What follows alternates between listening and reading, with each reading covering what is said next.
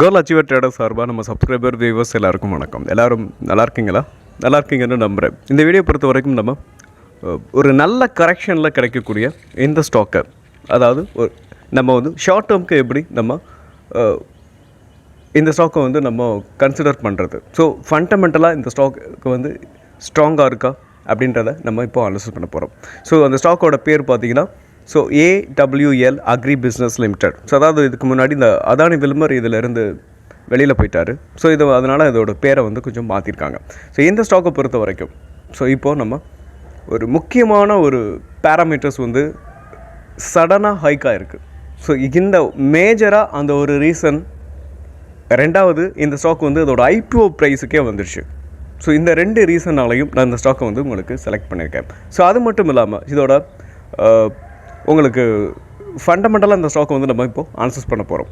Okay, இப்போ நம்ம வீடியோக்குள்ளே போயிடலாம். ஸோ இது எல்லாமே எஜுகேஷன் பர்பஸ்க்காக. நீங்கள் ட்ரேட் ஆர் இன்வெஸ்ட்மெண்ட் பண்ணணும்னா ஓன் அனாலிசிஸ் பண்ணிவிட்டு நீங்கள் இன்வெஸ்ட்மெண்ட் பண்ணுங்கள். நான் செபி ரிஜிஸ்டர் அட்வைசர் இல்லை. உங்களோட ஓன் அனாலிசிஸ் ரொம்ப இம்பார்ட்டன்ட். இந்த வீடியோ பொறுத்த வரைக்கும் இது முழுக்க எஜுகேஷன் பர்பஸ்க்காக மட்டுமே பகிரப்படுகிறது.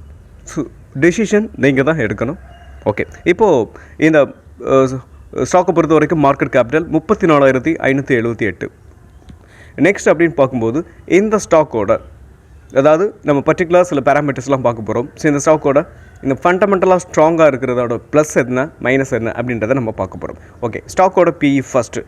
ஸோ இந்த ஸ்டாக்கோட PE அப்படின்னு பார்க்கும்போது உங்களுக்கு இந்த PE உங்களுக்கு கம்மியான வேல்யூடில் இருக்கா, அண்டர் வேல்யூடாக இருக்கா, இல்லை ஓவர் வேல்யூடாக இருக்கா அப்படின்றத தெரிஞ்சுக்கணும். அப்படின்னு பார்த்தீங்கன்னா இண்டஸ்ட்ரி PEயோட கம்பேர் பண்ணணும். அப்படி இண்டஸ்ட்ரி PEயோட கம்பேர் பண்ணணும் அப்படின்னு பார்க்கும்போது நம்ம இண்டஸ்ட்ரி PE 28.3.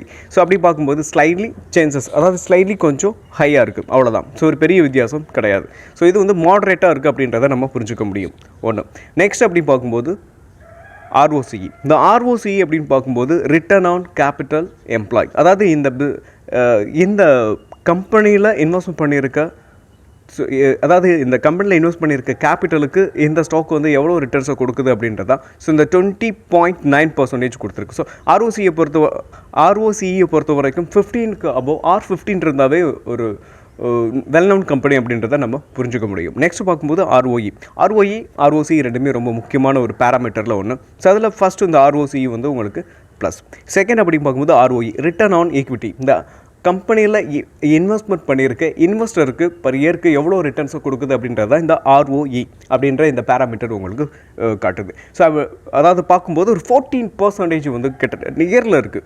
13.9, அதாவது 14 நம்ம வச்சுக்கலாமே. ஸ்லைட்லி 15 விட கொஞ்சம் ஸ்லைட்லி கம்மியாக இருக்குது. ஸோ இது ஒரு பெரிய இஷ்யூ இல்லை. ஸோ என்னை பொறுத்த வரைக்கும் இந்த ஸ்டாக்குக்கு இதுக்கும் ப்ளஸ். ஓகே, நெக்ஸ்ட் அப்படின்னு பார்க்கும்போது இந்த ஸ்டாக்கை பொறுத்த வரைக்கும் டெப்ட் இருக்கான்னு பார்க்கணும். So dept to equity 0.21. So டெப்ட் அப்படின்னு பார்க்கும்போது ரொம்ப கம்மியான அளவுக்கு இருக்குது. இது இந்த ஸ்டாக்கை பெரிய லெவலில் அஃபெக்ட் பண்ணாது அப்படின்றதையும் நம்ம தெரிஞ்சுக்கலாம். ஓகே, இதுக்கும் உங்களுக்கு டெப்ட் டு ஈக்விட்டி ரொம்ப இம்பார்ட்டன்ட் ஒன்று. ஸோ இதையும் நம்ம ப்ளஸ்ஸாக நம்ம இதை எடுத்துக்கிற முடியும். நெக்ஸ்ட் அப்படின்னு பார்க்கும்போது PEG ratio. So PEG ratio அப்படின்னு பார்க்கும்போது ப்ராஃபிட் ஏர்னிங் க்ரோத் ரேஷியோ அப்படின்னு சொல்லுவாங்க. ஸோ இந்த ஸ்டாக்கை பொறுத்த வரைக்கும் 1.98, அதாவது 1க்கு கீழே இருந்துச்சுன்னா இது அண்டர் வேல்யூன்னு அர்த்தம்.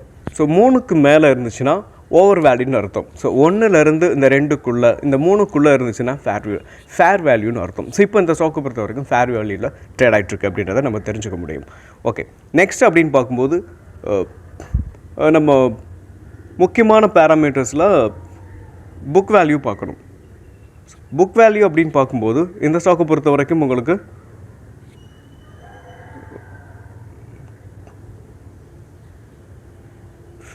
Quick value, volume, book value. Okay, book value பொறுத்த வரைக்கும் 72 இப்போ அப்படின்னு பார்க்கும்போது கிட்டத்தட்ட இந்த ஸ்டாக் உங்களுக்கு ஒரு கரண்ட் ப்ரைஸில் கம்பேர் பண்ணி பார்க்கும்போது 4 டைம்ஸ், அதாவது 3.8 அப்படின்ற அந்த, அதாவது price to book value 3.67. So இந்த ரேஞ்சில் உங்களுக்கு இது ட்ரேட் ஆகிட்டுருக்கு. ஸோ இது உங்களுக்கு பொறுத்த வரைக்கும் ஸ்லைட்லி ஹையாக தான் இருக்குது. ஓகே, இந்த ஸ்டாக்கை பொறுத்த வரைக்கும் மாடரேட்டாக இருக்குது. ஸோ இது ஒரு சூப்பரான ஒரு ஸ்டாக் அப்படின்னு நம்ம சொல்ல முடியாது. அதே சமயத்தில் ஓவர் வேலிட் அப்படின்னு இந்த ஸ்டாக்கை பொறுத்த வரைக்கும் நம்ம எடுத்துக்க முடியாது. ஸோ இந்த ரேஞ்சில் இருக்கிறதுனால தான் இந்த ஸ்டாக் அதோட ஆல் டைம் ஹைலேருந்து ஐபிஓ ப்ரைஸுக்கு வந்திருக்கு. அதே சமயத்தில் இந்த ஸ்டாக்கை பொறுத்த வரைக்கும் ஒரு முக்கியமான பேராமீட்டர்ஸ் உங்களுக்கு நெக்ஸ்ட் அனலைசிஸ் பண்ணிவிட்டு நம்ம அதை பார்ப்போம். முக்கியமான பேராமீட்டர் ரொம்ப ரொம்ப ரொம்ப ஹையாக இருக்கும். ஸோ என்னை இம்ப்ரெஸ் பண்ணது 2 விஷயம். ஒன்று, இதோட ப்ரைஸ் அதோட ஆல் டைம் ஹைலேருந்து உங்களுக்கு கீழே வந்திருக்கு. அதே சமயத்தில் இந்த கம்பெனி வந்து மாடரேட்டாக இருக்குது. அது மட்டும் இல்லாமல் இதில் முக்கியமான சில பேராமீட்டர்ஸ் சூப்பராக உங்களுக்கு பெர்ஃபார்ம் பண்ணியிருக்கும். ஓகே, அதையும் நம்ம இப்போது நெக்ஸ்ட்டு பார்த்துலாம். So quick ratio, PEG ratio பார்த்துட்டோம். குயிக் ரேஷியோ பொறுத்த வரைக்கும் உங்களுக்கு 0.49. ஸோ இது கொஞ்சம் கம்மியாக தான் இருக்குது. ஸோ 1க்கு மேலே, அதாவது 1லேருந்து 1க்கு மேலே இருக்கணும். ஸோ இது வந்து கொஞ்சம் ஸ்லைடி கம்மியாக இருக்குது. ஓகே, கரண்ட் ரேஷியோ பொறுத்த வரைக்கும் 1லேருந்து 3க்குள்ளே இருக்கணும். ஸோ இந்த பேராமீட்டர் உங்களுக்கு இதுக்கு ப்ளஸ். ஸோ அப்படி பார்க்கும்போது மைனஸ் அப்படின்னு பார்க்கும்போது குயிக் ரேஷியோ. ஸோ பிஇ வந்து ரொம்ப பெரிய லெவலில் அஃபெக்ட் ஆகலை. ஸோ இருந்தாலும் இண்டஸ்ட்ரி பிஇக்கு கம்மியாக இருந்தால் இது வந்து அண்டர் வேல்யூன்னு சொல்லுவோம். ஸோ இதுவும் ஸ்லைட்லி உங்களுக்கு இது மைனஸ்ன்னு சொல்லலாம். So 2 minus.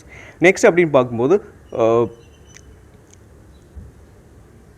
நெக்ஸ்ட் பேராமீட்டர் அப்படின்னு பார்க்கும்போது ப்ரைஸ் டு புக் வேல்யூ அது கிட்டத்தட்ட ஒரு 2.8 இருக்குது. ஸோ இது வந்து ஓவர் வேல்யூன்னு அர்த்தம் இல்லாமல் இந்த ஸ்டாக்கை பொறுத்த வரைக்கும் இதுக்கும் உங்களுக்கு ஃபேர் வேல்யூவில் தான் இருக்குது. ஸோ இதோட ஃபண்டமெண்டல் உங்களுக்கு என்னை பொறுத்த வரைக்கும் ஆவரேஜாக இருக்குது.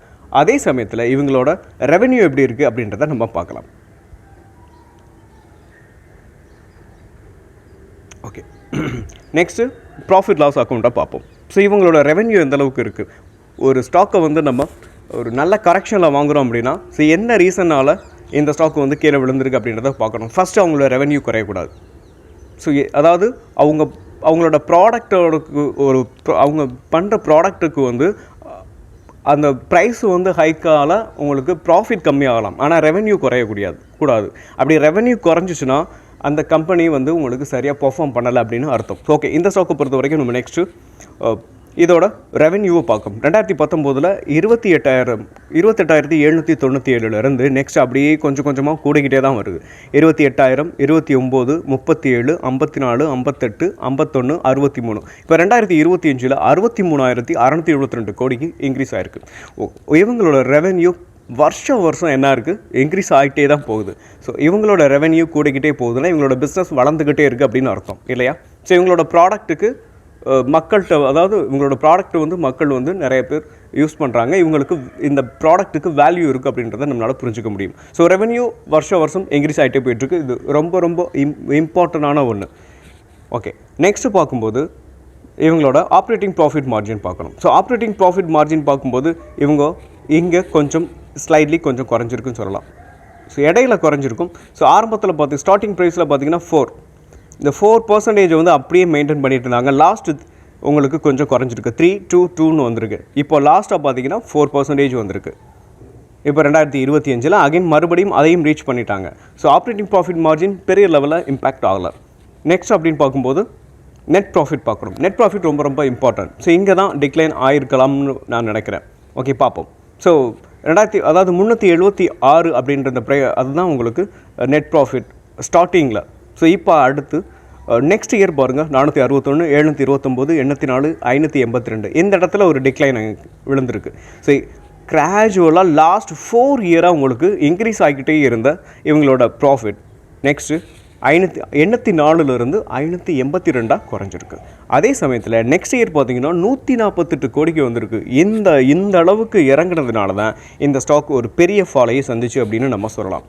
அதே சமயத்தில் ஸோ இப்போ கரண்ட்டாக பாருங்கள், இந்த 1226 கோடி எந்த அளவுக்கு இறங்குச்சோ அந்த அளவுக்கு நான் சொன்னேன் பார்த்தீங்களா, ஒரு முக்கியமான ஒரு பேராமீட்டர் இந்த ஸ்டாக்கு பொறுத்த வரைக்கும் இங்கே இருக்குன்னு, அது இதுதான். ஸோ எந்த அளவுக்கு இறங்குச்சோ அதை வந்து இந்த ஸ்டாக்கு வந்து ஒட்டுமொத்த வளர்ச்சியையும் எங்கே காட்டிட்டாங்க. அதாவது ஓவராலாக 148 கோடியிலேருந்து 1226 கோடி கொடுத்துருக்காங்க. ஸோ சூப்பரான ஒரு நெட் ப்ராஃபிட்டை இந்த இயரில் அவங்க பார்த்துருக்காங்க. ஓகே, இது வந்து அதர் இன்கம்மால் வந்துச்சா இல்லை ரெவென்யூவால் வந்துச்சா அப்படின்னு நம்ம பார்க்கணும் இல்லையா? ஸோ அதர் இன்கம் அப்படின்னு இங்கே இருக்குது பாருங்கள். ஸோ அதர் இன்கம் பார்க்கும்போது இந்த லாஸ்ட்டாக எவ்வளோ வந்திருக்கு, 223 கோடி தான் வந்திருக்கு. கரெக்டாக பாருங்களேன். ஸோ 2025 மார்ச் 233 கோடி தான் வந்திருக்கு. இதுக்கு இடையிலாம் 961 இருக்குது, 240, 233 கோடி தான் வந்திருக்கு. இது ஆவரேஜாக அவங்களுக்கு வரக்கூடிய அதர் இன்கம் தான். ஸோ இந்த ப்ராஃபிட் வந்து உங்களுக்கு முக்கியமாக வந்தது அவங்களோட ரெவென்யூவில் இருந்து தான் வந்திருக்கு அப்படின்றத நம்மளால் ஐடென்டிஃபை பண்ண முடியும். ஸோ இந்த ஸ்டாக்கை பொறுத்த வரைக்கும் நெக்ஸ்ட்டு ஒரு ரேலியை கொடுக்கும் அப்படின்றது உங்களுக்கு இதிலேருந்து நம்மளால் புரிஞ்சுக்க முடியும். ஸோ இவங்க இன்னும் ப்ராஃபிட்டை வந்து அடுத்தடுத்து பண்ணும்போது இந்த PE வந்து உங்களுக்கு குறையும். ஸோ நெக்ஸ்ட்டு எல்லா ரேஷியோவும் கொஞ்சம் மாறும். ஸோ இந்த கம்பெனி அடுத்த லெவலுக்கு போகும் அப்படின்றதுக்கு முக்கியமான பேராமீட்டர் உங்களுக்கு தெரியும். ஓகே, அப்படியே பார்க்கும்போது EPS.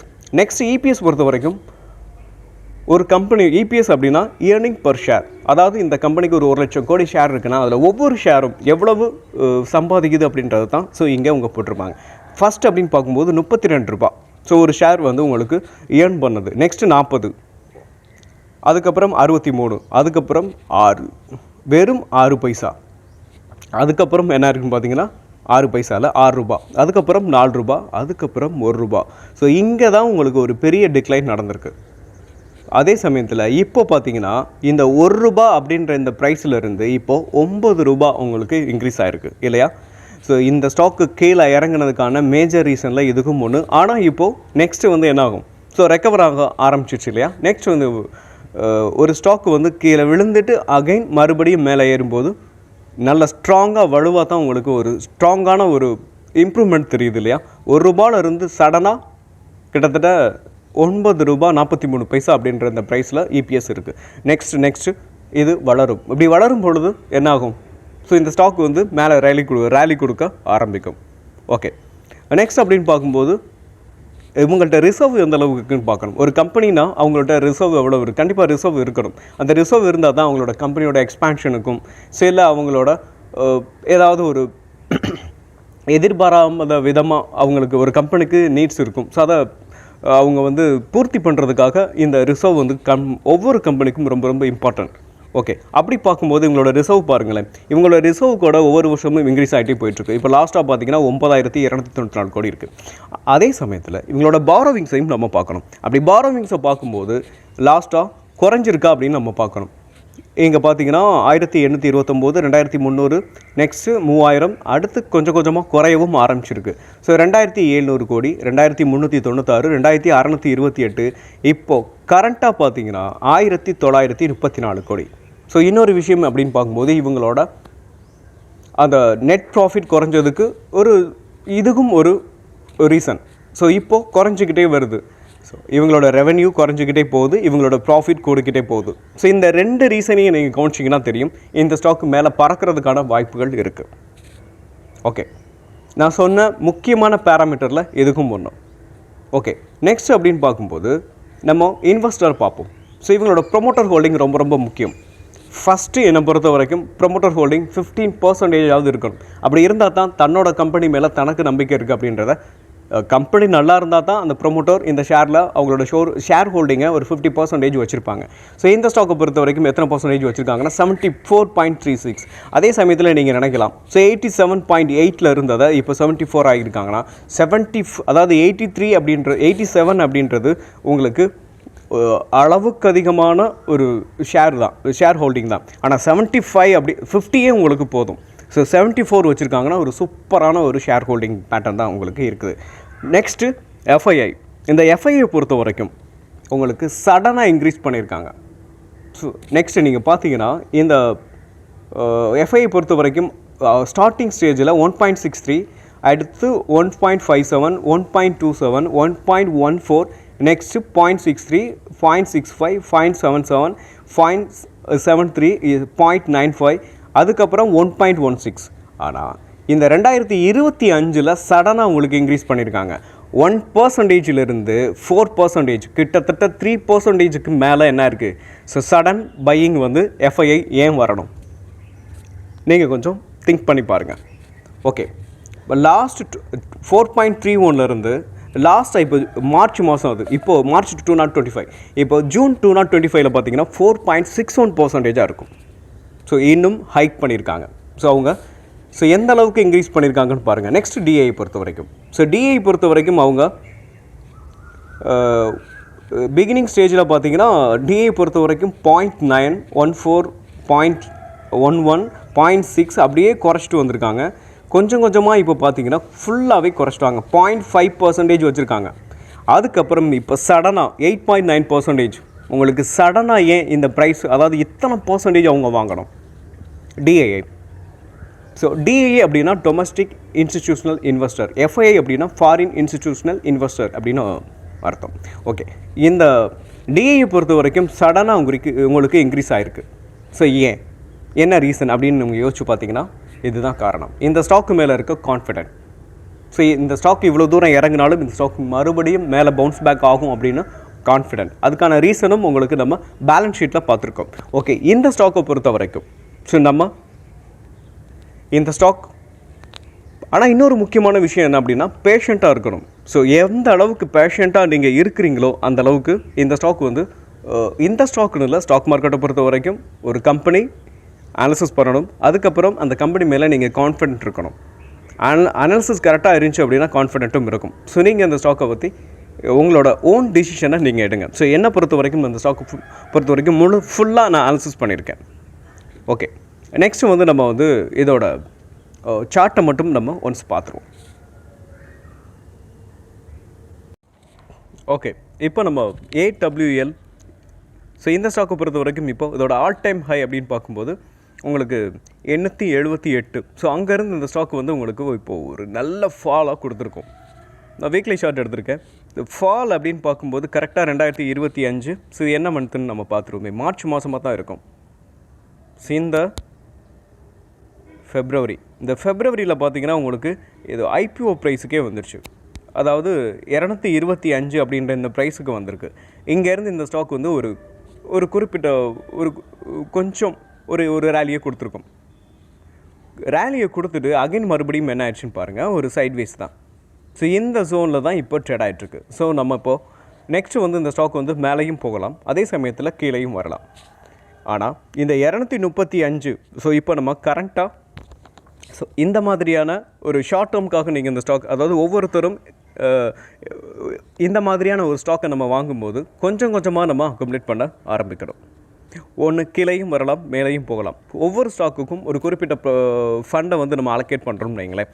ஒரு 10,000 நம்ம இந்த ஸ்டாக்கில் வந்து இன்வெஸ்ட்மெண்ட் பண்ணுறோம் அப்படின்னா, ஸோ இந்த மாதிரியான ஒரு பிரேக் அவுட் இல்லாமல் ஒரு நல்ல கரெக்ஷனில் இருக்குது. கரெக்ஷனில் இருந்துட்டு இந்த ஸ்டாக்கை வந்து நம்ம கன்சிடர் பண்ணுறோம்னா, இது பிரேக் அவுட்டில் வாங்கினா நம்ம ஃபுல் அமௌண்ட்டையும் போடலாம். ஆனால் இந்த மாதிரி வாங்கும்போது கொஞ்சம் கொஞ்சமாக அக்குமுலேட் பண்ணணும். குறைஞ்சது நீங்கள் 10,000 நீங்கள் வந்து இன்வெஸ்ட் பண்ணணும்னு நினச்சிங்கன்னா ஃபஸ்ட்டு ஒரு 5,000 ஆர் 3,000 நம்ம வந்து ஃபஸ்ட்டு வந்து ஒரு இன்வெஸ்ட்மெண்ட் பண்ணிவிட்டு நெக்ஸ்ட்டு அடுத்த ஒரு கரெக்ஷன் கீழே வந்துச்சு அப்படின்னா நெக்ஸ்ட் ஒரு 3, அதுக்கப்புறம் இதோட ஐபிஓ ப்ரைஸ்க்கே வந்துச்சு அப்படின்னா நெக்ஸ்ட் ஒரு 3,000 நீங்கள் நம்ம என்ன பண்ணலாம்னா ஸோ இன்வெஸ்ட்மெண்ட் பண்ணலாம். ஸோ சிஸ்டமேட்டிக்காக நம்ம அதாவது ஷேர் மார்க்கெட்டில் கோல்டன் ரூல்ஸ் அப்படின்னு சொல்லுவாங்க. ஸோ ஒவ்வொரு இன்வெஸ்ட்மெண்ட்லையும் நம்ம என்ன மெத்தடில் பண்ண போகிறோம் அப்படின்றத பொறுத்து இருக்குது. ஸோ பிரேக் அவுட்டில் வாங்குறதுக்கு தேவையில்லை. பட் இந்த மாதிரியான ஒரு கரெக்ஷனில் வாங்கும்போது நம்ம இந்த மாதிரி தான் கொஞ்சம் கொஞ்சமாக அக்குமுலேட் பண்ண ஆரம்பிக்கணும். கொஞ்சம் இப்போது கரண்ட்டாக நம்ம கொஞ்சம் கன்சிடர் பண்ணிவிட்டு நெக்ஸ்ட் அடுத்தடுத்த லெவல்ஸில் கீழே இறங்கும்போது நம்ம பண்ணலாம், இல்லை மேலே போகும்போதும் கொஞ்சமாக பண்ணலாம். ஏன்னா நம்ம இந்த ஸ்டாக்கை பொறுத்த வரைக்கும் ஒரு ஷார்ட் டேர்முக்காக அதோட ஆல் டைம் ஹை வரைக்கும் நம்ம வந்து ஹோல்டு பண்ண போகிறோம் அப்படின்னா அந்த பாயிண்ட் ஆஃபில் நம்ம சொல்கிறோம். ஓகே, இந்த ஸ்டாக்கை பொறுத்த வரைக்கும் நம்ம அனாலிசிஸ் பண்ணிட்டோம். ஸோ இது வந்து ஐபிஓ ப்ரைஸ் அப்படின்ற இந்த ரேஞ்ச் வரும்போது ஒரு ஒர்த்தான பையிங்காக இருக்கட்டும். அதே சமயத்தில் இது கீழே வரும் அப்படின்னு நம்மளால் உறுதியாக நம்மளால் இதுக்கு மேலே சொல்ல முடியாது. மேலேயும் போகலாம், ஸோ கீழேயும் வரலாம். ஸோ அப்படி இருக்கும்போது நம்ம என்ன பண்ணணும், ஸோ கொஞ்சம் கொஞ்சமாக அக்குமுலேட் பண்ண ஆரம்பிக்கணும். இதெல்லாம் அக்குமுலேட் லெவல்ஸில் தான் இருக்குது இந்த ஸ்டாக். ஓகே, மீண்டும் ஒரு நல்ல வீடியோவில் உங்களை சந்திக்கிறேன். அதுவரை நன்றியும் அன்பும்.